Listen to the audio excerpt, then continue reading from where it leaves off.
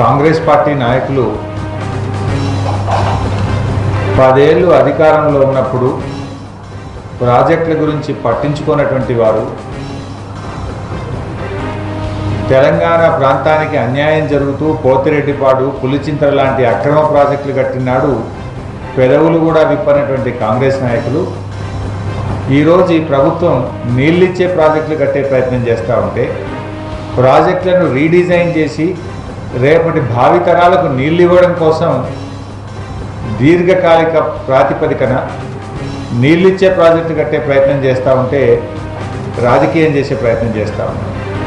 అంటే 10 ఏళ్ళు మేము ఏమీ చేయలేదు, ఈ ప్రభుత్వం చాలా సీరియస్గా పనిచేస్తూ ఉంది, నిజంగా నీళ్ళు వస్తే మా అడ్రస్ గల్లంత అవుతుంది అనేటువంటి ఒక భయంతో ఒక అక్కస్తోని ఉద్దేశపూర్వకంగా ఇలా ప్రాజెక్టులను అడ్డుకునేటువంటి ప్రయత్నం చేస్తున్నట్టు కనబడతా ఉంది. ఒక రంగారెడ్డి జిల్లాలోనే 10 సంవత్సరాల్లో ఏం చేశారని మాట్లాడుతూ ఉన్నారు. రంగారెడ్డి జిల్లాలో జరిగిన అభివృద్ధి గురించి 10 సంవత్సరాల్లో తీసుకున్న కార్యక్రమాల గురించి మాట్లాడాలంటే చాలా కార్యక్రమాలు ఉన్నాయి ఒక్కొక్క నియోజకవర్గం నుండి.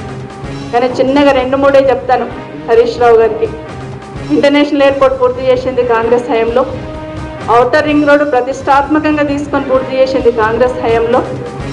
ఈరోజు మన కళ్ళ ముందు జరుగుతున్న మెట్రో ట్రైన్ గురించి మొదలుపెట్టింది కాంగ్రెస్ హయాంలోనే. ఈరోజు హైదరాబాద్ సంబంధించిన drinking water Krishna 2nd phase కానీ కృష్ణా 3rd ఫేజ్ కానీ పూర్తి చేసింది కాంగ్రెస్ పార్టీ హయాంలోని. ఈ ప్రభుత్వం ఏదో రంగారెడ్డి జిల్లాకు అన్యాయం చేస్తున్నట్టు, వీళ్ళకేదో నిజంగా ప్రేమ ఉన్నట్టుగా ఇవాళ రాజకీయ నిరుద్యోగంతో అన్ని సీట్లు కూడా ఓడిపోయి దిక్కుతోచక ఇవాళ ధర్నాలు దిగుతూ ఉన్నారు. ఇవాళ మేము ఏం చేసినా అదనపు ఆయకట్టు ఇవ్వడానికి, ప్రజాధనం దుర్వినియోగం కాకుండా ఉండడానికి, నిజంగా నీళ్ళిచ్చే ప్రాజెక్టుల కోసం ఇవాళ మన ముఖ్యమంత్రి కేసీఆర్ గారు ప్రయత్నం చేస్తూ ఉన్నారు. మీరేమో మొబిలైజేషన్ అడ్వాన్స్ల కోసం, కాంట్రాక్టుల కోసం, పబ్బం గడుపుకోవడం కోసం మీరు ప్రయత్నం చేస్తున్నారు. ఏమనంటే కమిషన్లు అంటారు, ఏమనంటే మొబిలైజేషన్ అడ్వాన్స్లు అంటారు. మంత్రి గారు మీకు మేము ఒకటే చెప్తా ఉన్నాం ఈ వేదిక నుండి, నిజంగానే మొబిలైజేషన్ అడ్వాన్సులు తీసుకొని వాళ్ళు పని చేయకపోతే ఖచ్చితంగా వాళ్ళ దగ్గర నుండి వసూలు చేయండి, వాళ్ళకి పనిష్మెంట్ ఇవ్వండి. ప్రభుత్వంలో మీరున్నారు కదా, ఆ విధంగా యాక్షన్ తీసుకోండి. కానీ పచ్చకమ్మలకి లోకమంతా పచ్చగా అన్నట్టు ఎప్పుడు కమిషన్ల గురించి మాట్లాడితే ప్రజలు నమ్మే స్థితిలో ఉండరు అనేది మాత్రం ఈ ప్రభుత్వంలో ఉన్న పెద్దలు గుర్తుంచుకోవాలి. నిజంగానే కాంట్రాక్టర్ల కోసం ఈ ప్రాజెక్టులు పని మొదలు పెట్టామంటున్నారు కదా, ఈ ప్రాజెక్టులో పనిచేస్తున్న కాంట్రాక్టర్లకి మీరు ఇంకా వేరే ఏ పనులు ఇవ్వరా అనేది ప్రజలకు చెప్పాలి. రంగారెడ్డి జిల్లా నిన్నటిదాకా మంత్రిగా ఉన్న సబితా ఇంద్రారెడ్డి గారిని నేను అడుగుతా ఉన్నా.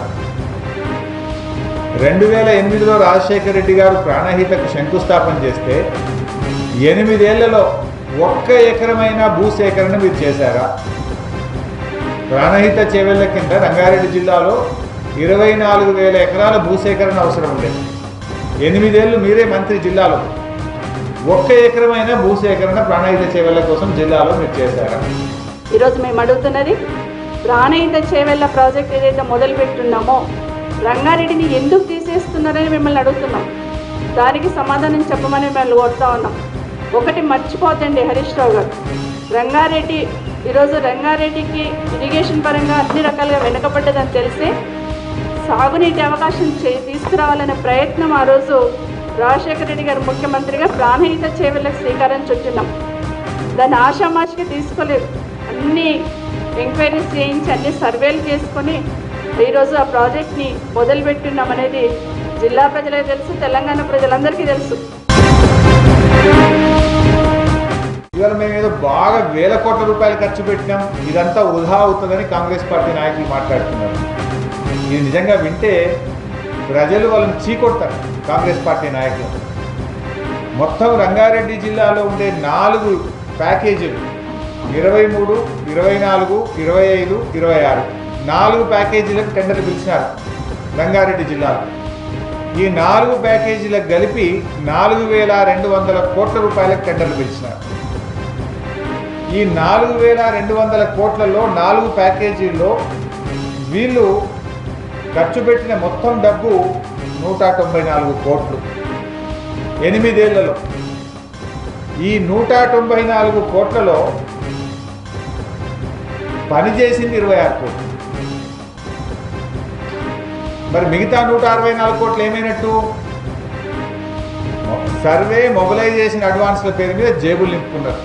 ప్రాజెక్టులు మాట్లాడుతూ ప్యాకేజీల గురించి, రంగారెడ్డి జిల్లాలో జరుగుతున్న ప్యాకేజీల గురించి మాట్లాడారు. మంత్రి గారు 1.5 year అవుతుంది. మీరు ఎప్పుడన్నా ప్యాకేజీల వారీగా మీరు రివ్యూ చేశారా? చేస్తుంటే మా దగ్గర 4 ప్యాకేజీలు ఉన్నాయి. వాస్తవమే, ఒక ప్యాకేజీలోనే వర్క్ జరుగుతుంది అని అన్నారు. ఎందుకు దాన్ని స్లో డౌన్ చేశారనేది ఒకటి. మీరు 26 కోట్ల పనే పూర్తయిందంటే ఈరోజు దాదాపుగా 4 నుండి 5 కిలోమీటర్ల టనల్ వర్క్ అయ్యింది. అక్కడ దాదాపుగా 7/7 కిలోమీటర్ల డయాతో టనల్ వర్క్ కంప్లీట్ అయింది, 120 మీటర్ల డెప్త్లో. అదేవిధంగా ఒక పంప్ హౌస్ పూర్తి అయిపోయింది. అక్కడ దాదాపుగా 9/9 డయాతోని 100 మీటర్ల డెప్త్లో ఒక పంప్ హౌస్ కూడా పూర్తి అయిపోయింది. అంటే 26 కోట్లలో ఇంత పెద్ద టనల్ కానీ, ఈ పంప్ హౌస్ కానీ మీరు ఈ ప్రాజెక్టులు వేరే దగ్గర పూర్తి చేసి చూపించగలుగుతారా? అదొకటి చెప్పండి. ఇబ్రాహీంపట్నం చెరువు గురించి ఒక్కనడని ఆలోచించినా మీరు? 10 ఏళ్ళ మీ పరిపాలనలో మొన్న మేము ఇలా జిల్లాలోనే అతిపెద్ద చెరువు 16 కోట్ల రూపాయలతో ఇబ్రాహీంపట్నం చెరువు మంజూరు చేసినాం ఈరోజు. సో ఈరోజు కూడా మొత్తం రీడిజైనింగ్ జరుగుతుంది ప్రాణహిత మీద. ఈ రీడిజైనింగ్ రిపోర్ట్ వచ్చిన తర్వాత ఫైనల్గా దీన్ని ఏ రకంగా సబబుగా ఉంటే ఆ రకంగా చేస్తాం.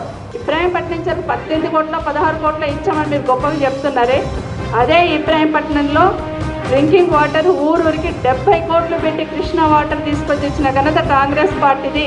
అది మర్చిపోద్దండి.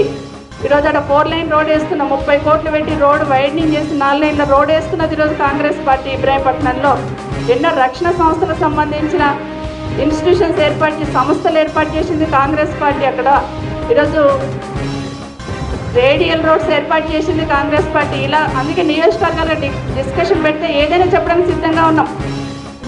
మీరే ఈరోజు అధికారంలో ఉన్నారు.